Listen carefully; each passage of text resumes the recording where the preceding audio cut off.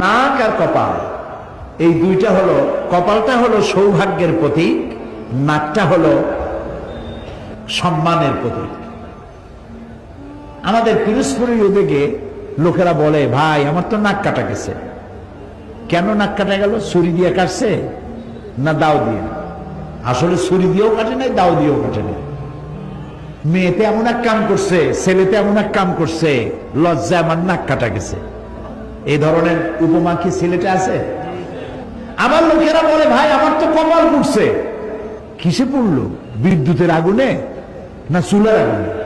এটা বলে ব্যবসায় যে পুঁজি খাটাইছিলাম, আমও গেছে সালাও গেছে, লাভ করতে পারিনি, আমার কপাল পুড়ছে। বলেন এরকম কথা? তাহলে কপালটা হলো ভাগ্যের প্রতীক, আর নাকটা হলো বলেন ইজ্জতের প্রতীক। আমরা যদি আমাদের ভাগ্য খুলতে চাই, সৌভাগ্য যদি আনতে চাই, আমার কপাল যদি খুলতে চাই, আর আমার মর্যাদা যদি বাড়াতে চাই, তাহলে দৈনিক 5 বার নাক আর কপাল দিয়ে মাটির উপরে আল্লাহকে সেজদা দেন। আল্লাহকে সেজদা দিবেন, আপনার মর্যাদা বাড়বে, ভাগ্য আল্লাহ তাআলা খুলে দিবে।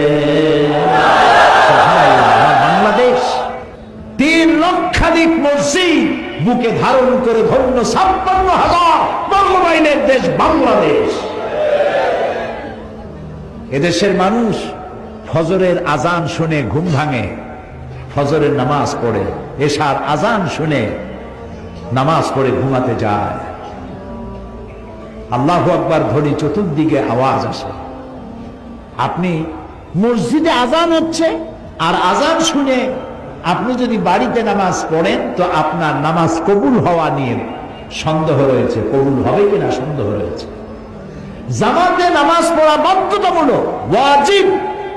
একজন সাহাবী অন্ধ, তিনি বলেছিলেন, ইয়া রাসূলুল্লাহ, আমি তো অন্ধ মানুষ, আমার জন্য কি এই হুকুম? রাসূলুল্লাহ জিজ্ঞেস করলেন, তুমি কি আজান শুনতে পাও? তিনি জবাব দিলেন, হ্যাঁ, আমি আমার বাড়িতে বসে আজান শুনতে পাই। রাসূলুল্লাহ বললেন, জবাব দিও, তার মানে তোমাকেও মসজিদে আসতে হবে। একজন অন্ধের জন্য জামাতে মসজিদে যাওয়া থেকে রুখসত পেল না, সো কলারা কি রুখসত পাবে? আরো কঠিন হাদিস শুনুন। কি হাদিস? কঠিন হাদিস।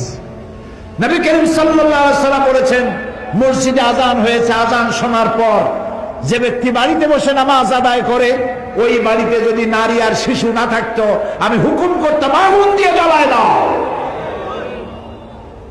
বাড়ির মহব্বতেই তো বাড়িতে নামাজ পড়তেছো, মসজিদে আসো, জামাতে নামাজ আদায় করো, মুসল্লিদের সাথে মহব্বত পয়দা হবে, আর জামাতে নামাজ পড়ার মজাই আলাদা। সুবহানাল্লাহ। পড়ে দেখেন, অভ্যাস করেন, অভ্যাস করেন। বাড়ির পাশের মসজিদে যাবেন, আর ফজরের নামাজের পর আপনি যখন ফজরের নামাজের আজান হবে, আপনি উজু করে বেরিয়ে মহল্লা দিয়ে যখন মসজিদের দিকে যাবেন, আসসালাত আসসালাত, ও ভাই নামাজের আজান হয়ে গেছে, ওঠো ভাই ওঠো, কে ঘুমায় আছে, ওঠো, নামাজের জন্য চলো। সাহাবায়ে কেরাম এভাবে ডাকতে ডাকতে যাইতেন মসজিদের দিকে। এরকম করতেন না যেমন আমাদের দেশে কোনো কোনো এলাকায় মসজিদে আজান দেওয়ার পর বলে, আর মাত্র জামাতের 5 মিনিট বাকি আছে। এখানে এরকম হয় নাকি? আল্লাহ মাফ করুক, বলেন আমি। বিদআত। আজানের গুরুত্ব কমায় দেওয়া হয়। মসজিদে নামাজের জন্য শুধু আজান, আজান এবং নামাজ, আল্লাহ রসুলের কথা ছাড়া এখানে অন্য কোনো কথা হতে পারে না, অন্য কোনো মাইক দিয়ে অন্য কোনো ডাকা হবে না। এমনকি এক লোকের উঠ হারাইছিল, তারপরে সে উঠ ঘোষণা দিয়েছিল মসজিদ থেকে, চিৎকার করে উঠ হারায় গেছে, উঠটা পাওয়ার জন্য। রাসূলুল্লাহ জিজ্ঞেস করলেন, কি হচ্ছে? বললো যে উঠ হারায় গেছে। সে উঠে চিল্লায় উঠ চাইতেছে। আল্লাহ রসুল বললেন, উঠটা আল্লাহ যেন এই উঠটাকে ফেরত না দেন। তার মানে এই মসজিদ থেকে আপনি আপনার নিজস্ব কোনো স্বার্থের কথা, এই জাতীয় কথা আপনি বলতে পারবেন না। নামাজের জন্য শুধুমাত্র আজান হবে। তো একদিকে মোমেন ব্যক্তি সেই যে ভীতি সহকারে নামাজ আদায় করে, যাকাতকে সঠিকভাবে আদায় করে, যাকাত আদায় তৎপর হয়, এবং অশ্লীল কাজ থেকে নিজেকে বিরত রাখে। এরপরে সে যে ওয়াদা করে এবং তার কাছে যে আমানত থাকে, সে আমানত এবং ওয়াদা সঠিকভাবে সে পালন করে, আর সে তার নামাজগুলিকে সংরক্ষণ করে। যারাই কাজগুলি করলো, আল্লাহ তাদের ব্যাপারে বলেন, উলাইকা হুমুল ওয়ারিসুনাল্লাযীনা ইয়ারিসুনাল ফিরদাউসা হুম ফিহা খালিদুন। এই কাজগুলি যারাই করলো তারাই উত্তরাধিকারী হবে, জান্নাতের উত্তরাধিকার। তাদেরকে আল্লাহ তাআলা জান্নাতুল ফিরদাউস নসিব করে দেবেন। আমরা বলি আমিন। আল্লাহ যেন এই আমলগুলি আমাদের করার তৌফিক দেয়, আমরা বলি আমিন। আল্লাহর নবী বক্তব্য রেখে হযরতে আয়েশা সিদ্দিকা রাদিয়াল্লাহু তাআলা আনহা হুজরার ভিতরে তার ঘরে প্রবেশ করলেন। ইন্তেকালের 5 দিন আগে থেকেই প্রচন্ড জ্বরে তিনি আক্রান্ত ছিলেন, মাথায় যন্ত্রণা ছিল, গায়ে ভীষণ জ্বর ছিল। ইন্তেকালের দিন যতই ঘনায় এলো ততই তিনি বেশি ক্লান্ত হলেন, বেহুশ হন, আবার হুঁশে আসেন। রাতের বেলায় হযরত আয়েশা সিদ্দিকা রাদিয়াল্লাহু তাআলা আনহাকে প্রশ্ন করলেন, আয়েশা রে, মসজিদে নববীতে এখন কি হচ্ছে? হযরত আয়েশা বলেন, ইয়া রাসূলুল্লাহ, মসজিদে নববীতে সাহাবায়ে কেরাম দীর্ঘক্ষণ আপনার অপেক্ষা করে আপনাকে না পেয়ে আমার আব্বার ইমামতিতে তারা নামাজ আদায় করছেন, এশার নামাজ হচ্ছে। কিন্তু সাহাবায়ে কেরাম পেছনে তারা নামাজের ভিতরেই কাঁদতেছেন। তাদের ধারণা হয়েছে রাসূলের মিহরাবের ভিতরে, রাসূলের মুসাল্লায় হযরতে আবু বকর যখন দাঁড়ায় গেছেন, আমরা এতিম হয়ে গেলাম, আল্লাহ রাসূলের পেছনে নামাজ পড়া বোধহয় আর কিসমতে হবে না। আল্লাহর নবী হযরত আয়েশাকে ডেকে বলেন, আয়েশা রে, মসজিদে নববীর দিকে যে দরজা জানালাটা আছে সেটাকে একটু খুলে দাও, আমি নামাজের দৃশ্য দেখতে চাই। জানালা খুলে দেওয়া হলো। নবীজি মাথা উঁচু করলেন, হযরত আয়েশার কাঁধের উপরে ভর করে রাসূল নামাজের দৃশ্য দেখতে থাকলেন। আবার তিনি শুয়ে পড়লেন, চোখের কোণা থেকে পানি বেয়ে পড়তে লাগলো। হযরত আয়েশা বলেন, ইয়া রাসূলুল্লাহ, নামাজের দৃশ্য দেখে কাঁদেন কেন? রাসূল বলছেন, আয়েশা গো, এই নামাজের জামাতকে প্রতিষ্ঠা করার জন্য তায়েফের ময়দানে অনেক রক্ত ঝরেছে আমার, ওহদের ময়দানে দান শহীদ হয়েছে, সাহাবায়ে কেরাম জীবন দিয়েছে। আজ এত কষ্টের পরে যে জামাত প্রতিষ্ঠা হলো, আমার এই চোখের পানি কোনো দুঃখের পানি নয়, এটি আমার তৃপ্তির পানি। আমার মনে হলো কিয়ামত পর্যন্ত আমার উম্মতেরা এইভাবে করে তারা জামাতে নামাজ আদায় করবে। নবীজি আবার বেহুশ হয়ে পড়লেন। আজ আর সাহাবীরা একজনও মসজিদে নববী থেকে কেউ বাড়ি যায় নাই। মসজিদে নববীর ভিতরে বসে তারা কাঁদছেন, না জানি কখন আল্লাহর নবী বিদায় হন। ভেতরে স্ত্রীরা আছেন। হযরত ফাতেমা সব থেকে বেশি কান্নাকাটি করছেন। নবীজি তার দিকে লক্ষ্য করলেন এবং কাছে আসতে বললেন। হযরত ফাতেমা যখন কাছে গেছেন, আল্লাহর নবী হযরত ফাতেমার কানে কি যেন বললেন। এই কি যেন বললেন শুনে হযরত ফাতেমার কান্না বন্ধ হয়ে গেল। হযরতে আয়েশা হযরত ফাতেমাকে ডেকে জিজ্ঞেস করলেন, ফাতেমা গো, আল্লাহর নবী তোমার কানে কি বললেন আর তোমার কান্না বন্ধ হয়ে গেল? হযরত ফাতেমা বলেন, মা, আমার আব্বা জান আমার কানে কানে বললেন, ফাতেমা তুমি কেঁদো না, তোমার কান্না আমার বরদাস্ত হয় না।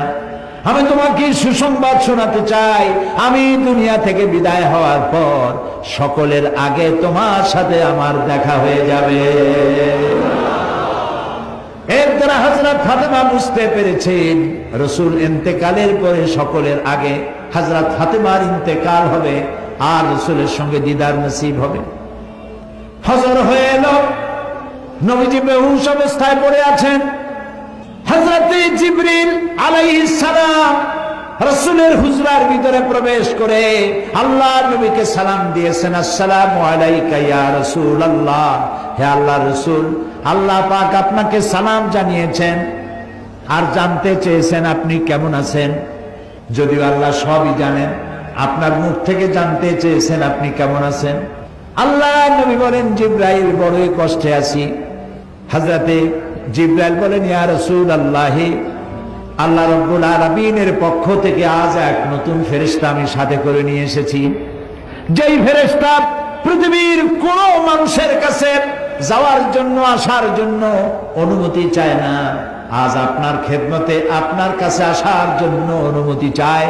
এই যে আমার পেছনে দাঁড়ানো, তার নাম মালাকুল মউত। হযরত মালাকুল মউত রাসূলকে সালাম পেশ করে বলছেন, ইয়া রাসূলুল্লাহ, আল্লাহ রাব্বুল আলামিন তিনি আমাকে পাঠিয়েছেন আপনার জান কবজের জন্য। আমি এই পৃথিবীতে কারো জান কবজের জন্য অনুমতি চাই নাই, আপনার কাছে অনুমতি চাওয়ার জন্য আমাকে বলা হয়েছে। নবীজি বললেন, মালাকুল মউত, আমি যদি অনুমতি না দেই? মালাকুল মউত বলছেন, ইয়া রাসূলুল্লাহ, অনুমতি যদি না পাই আমাকে ফেরত যেতে বলা হয়েছে।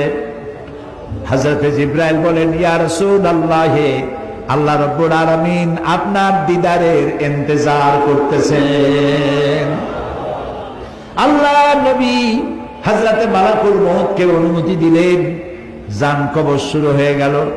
নবীজি বললেন, জীবনের শেষ কথা মুখ থেকে বেরোলো, আসসালাত আসসালাত ওয়া মা মালাকাত আইমানুকুম। আমার উম্মতেরা, জীবনের শেষ কথা তোমাদের জন্য রেখে গেলাম, নামাজ নামাজ নামাজ ছেড়ে দিও না। প্রিয় ভাই সব, আজ যারা আমার সামনে বসে আছেন, আমি কি দাবি করতে পারি আজকের এই বিশাল জনসমুদ্র সিলেট শহরে মাঠ ঘাট রাস্তা সব বন্ধ হয়ে গেছে, কোরআন প্রেমিক কোরআন পাগলে পড়ে গিয়েছে সিলেট? আমি কি দাবি করতে পারি যে আপনারা যারা নামাজ পড়েন না, অথবা যারা পড়েন অনিয়মিত, যে রাসূল কিয়ামতে পরিচয় না দিলে সুপারিশ না করলে জান্নাতে যাইতে পারবো না, সেই রাসূলের দাবি তিনি নামাজ পড়ার জন্য বলেছেন, আল্লাহ ৮২ বার বলেছেন, এই নামাজ জীবনেও ছাড়বো না, এই ওয়াদাকে আজকের মাঠে আমরা কি করতে পারি? তাহলে দুহাত উঁচু করুন, বলেন, ইয়া আল্লাহ, তোমার পবিত্র নামে কোরআনের মাহফিলে শপথ করি, কসম করি, যতদিন পর্যন্ত মালাকুল মউত আমার মাথার কাছে না আসতেছে, ততদিন পর্যন্ত ফরজ নামাজ, ফরজ রোজা আর ছেড়ে দেব না, আর ছেড়ে দেব না, আর ছেড়ে দেব না। এবার চিল্লায় বলেন, ইয়া আল্লাহ, আমার আজকের এই শপথ, আমার আজকের এই ওয়াদা, আমার আজকের এই কসম আমার মৃত্যু পর্যন্ত আমাকে পালন করার তৌফিক দাও। আমিন আমিন আমিন ইয়া রাব্বাল আলামিন। তোমাদের দায়িত্ব মানুষকে ভালো কাজের আদেশ দেবে, অন্যায় কাজ থেকে ফিরিয়ে রাখবে। আমরা কি তা করি? আপনার চোখের সামনে একটা যুবক ছেলে সোনার চেন পরেছে গলায়, এই চরম শীতের দিনেও সামনের ৩-৪টা বোতাম খুলে রাখে, যাতে লোকেরা বোঝে উনি একটা কিছু ঝুলাইছে। এটা যখন আপনি দেখেন, আপনি কি তাকে নিষেধ করেন যে বাবা এই সোনাটা তোমার জন্য নয়, পুরুষের জন্য, এক রত্তি সোনাও হারাম? তুমি তো সোনার চেন পরো নাই, তুমি জাহান্নামের আগুনের শিকল পরেছ। এই চেনটা খুলে তোমার মাকে দিয়ে দাও, বউ থাকলে বউরে দিয়ে দাও, বোন থাকলে বোনেরে দাও, কেউরে না দাও বাক্সের মধ্যে ধুয়ে দাও, যেদিন বউ পাইবা সেই দিন বউয়ের গলায় ঝুলাই দিও। যুবকেরা এখন কানে দুল পরে, আল মুমিনুনা ওয়াল মুমিনাতু বা'দুহুম আউলিয়াউ বা'দ ইয়া'মুরুনা বিল মা'রুফি ওয়া ইয়ানহাউনা আনিল মুনকার। মোমেন পুরুষ আর মোমেন নারী তারা হলো পরস্পরের বন্ধু। সুবহানাল্লাহ। মোমেন পুরুষ আর মোমেন নারী পরস্পরের বন্ধু। তাদের কাজ কি? ইয়ামুরুনা বিল মারুফ, মানুষকে শুধু ভালো কাজ, সুন্দর সুন্দর কাজ করার জন্য তাদেরকে উৎসাহিত করবে, আর অন্যায় কাজ যত আছে সবগুলিকে বাধা দিয়া অন্যায় থেকে মানুষকে ফিরাবে। এটা হলো উম্মতের কাজ, জাতির কাজ। আল্লাহ তাআলা বলছেন কাজটার এতই গুরুত্ব, নবী করবে, উম্মতে করবে, প্রত্যেক মোমেন মোমেনাত করবে, তারপরে এটা দলেরও কাজ। ওয়ালতাকুম মিনকুম উম্মাতুন ইয়াদউনা ইলাল খায়র, প্রত্যেকটি এমন একটা দল থাকতেই হবে তোমাদের মধ্যে যে দলটির কাজ হবে মানুষকে ওয়ায়ামুরুনা বিল মারুফ ওয়া ইয়ানহাউনা আনিল মুনকার, মানুষকে ভালো কাজের আদেশ করবে, অন্যায় কাজ থেকে ফিরিয়ে রাখবে। উলাইকা হুমুল মুফলিহুন, এরাই সফল কাম হবে। সুবহানাল্লাহ, এরাই সফল হবে। এরপর আল্লাহ তাআলা বলছেন কাজটা শুধুমাত্র রাসূলের নয়, শুধুমাত্র উম্মতের নয়, শুধুমাত্র মোমেন মোমেনাতের নয়, শুধুমাত্র দলের নয়, কাজটা রাষ্ট্রেরও। ওই যে সূরা হজের আয়াত আগেই পড়েছি, ওইখানে এ পয়েন্টও আছে, আল্লাযীনা মাক্কান্নাহুম ফিল আরদ আকামুস সালাত ওয়া আতাউজ যাকাত ওয়া আমারু বিল মারুফ ওয়া নাহাউ আনিল মুনকার। রাষ্ট্রের কাজ হলো নামাজ প্রতিষ্ঠা করবে, যাকাত আদায় করবে। যাকাত কে আদায় করবে? রাষ্ট্র। রাষ্ট্র যাকাত আদায় করতে পারবে ওই সরকার, যাকাত আদায় করতে পারবে যে সরকার নামাজ প্রতিষ্ঠা করবে। নামাজ প্রতিষ্ঠা করবেন না আর যাকাত আদায় করবেন, সুবিধাবাদ জিন্দাবাদ, এইটা ইসলামে নেই। চারটা কাজ চারটা কাজের 3টা করবেন, আপনি যাকাত আদায় করার অধিকার রাখেন সরকার। আর 4 কাজের 3 কাজ করবেন না, শুধু পয়সা কামাই করবেন যাকাতের নামে, আর এগুলা কি দিয়ে কি করবেন কোনো হিসাব থাকবে না, এটা চলবে। রাষ্ট্রের কাজ হলো 1 নম্বর কাজ, নামাজ আদায় করবে, নামাজ প্রতিষ্ঠা করবে, যাকাত আদায় করবে, এটাই যথেষ্ট হতে পারে। কিন্তু দুর্ভাগ্য আমাদের, আমরা সে ধরনের যারা এই কাজটি করবে তাদেরকে আমরা সুবিধা সুযোগ দিয়ে এই কাজটি করার জন্য সহযোগিতা করতে ব্যর্থ হয়েছি। এরপরে কোরআন বলছে এই কাজটি প্রত্যেক ব্যক্তি। হযরত লোকমান তার ছেলেকে বলছেন, ইয়া বুনাইয়া আকিমিস সালাতা ওয়া আমুর বিল মারুফ ওয়া নহা আনিল মুনকার ওয়াসবির আলা মা আসাবাক ইন্না যালিকা মিন আজমিল উমুর। হে প্রিয় বৎস, নামাজকে প্রতিষ্ঠা করো, আকিমিস সালাত ওয়া আমুর বিল মারুফ, ভালো কাজের আদেশ করো, আর সমস্ত অন্যায় কাজ থেকে মানুষকে ফিরাও। ওয়াসবির আলা মা আসাবাক, আর এই কাজ করতে গেলে বিপদ আসবে, সেই বিপদে ধৈর্য ধারণ করুন। আপনি যখন মানুষকে ভালো কাজের আদেশ করবেন, অন্যায় কাজ থেকে ফিরতে বলবেন, সে তখন আপনার বিরুদ্ধে ক্ষেপে আসবে। আমরা মানুষকে আল্লাহর জান্নাতের দিকে ডাকি, ঠিক না? এই যে 3 দিন ডাকলাম, 3 দিন কথা বললাম, আমার বাপের কথা বলছি, ফরিদউদ্দিন চৌধুরী সাহেব তার দাদার কথা বলছে, কোন মৌলানা সাহেব তার গোষ্ঠীর কথা কইছে, কার কথা বলেছি? আমরা ডাকি আল্লাহর দিকে। আর যারা আমাদেরকে বরদাস্ত করতে পারে না তারা বলে এগুলো স্বাধীনতা বিরোধী। আমরা আল্লাহর দিকে মানুষকে ডাকি কোরআনের পন্থায়। ওরা কয় যে কোরআনের অপব্যাখ্যা করে। ওরে জিজ্ঞেস করা দরকার, বাবা তুমি কি ব্যাখ্যা জানো? ব্যাখ্যা জানলে না তুমি অপব্যাখ্যা বলতে পারো? তুমি তো ব্যাখ্যাই জানো না, তুমি তো কোরআন পড়তেও জানো না। তুমি কি সূরা ফাতিহা পড়তে পারো? এই যে মাতবাড়ি করো, বড় বড় ফিচার লেখো, কলামিস্ট লন্ডন থেকে লিখে লিখে পাঠায়, তারপরে এখান থেকে লেখে, কত টাকার বিনিময়ে লেখো, কেউ টের না পাইলেও একজন টের পান। তিনি কে? আল্লাহ রাব্বুল আলামিন। সুতরাং আমাদেরকে মানুষকে ভালো কাজের জন্য আদেশ করতে হবে এবং অন্যায় কাজ থেকে ফিরাতে হবে। হযরত লোকমান বলছেন এই কাজটা করতে গেলে বিপদ আসবে, এই কাজটা করতে গেলে বিপদ আসবে, সে তোমার বাধা দেবে, এই যে আজে বাজে কথা বলবে। তখন অসবির আলা মা আসাবাক, যখন বিপদ আসবে বিপদে ধৈর্য ধারণ করবা।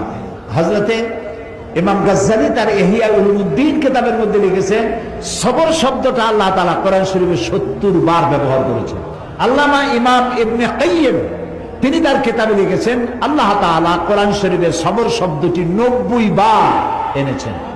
ধৈর্য ধরলেই তুমি এর সুফল পাবে। তোমার গালি দিলে গালির জবাব গালি দিয়ে দিও না, ইদফা বিল্লাতি হিয়া আহসান, তুমি মানুষের মন্দের জবাব ভালো দিয়ে দাও, তাহলে তোমার দিকে লোকেরা আকৃষ্ট হবে। কোন জোশের কথা শুনলেই ইসলামের শত্রুরা সাবধান, ভেঙে ফেলবো, ঠ্যাং উল্টাই দেবো, এইগুলো কি স্লোগান আপনারা দেন? দরকারটা কি? কোন শত্রু নাই, সবাইকে বন্ধু বানান। আমি সকলের সাথে বন্ধুত্ব করতে চাই, ইসলামের বাণী শোনাতে চাই।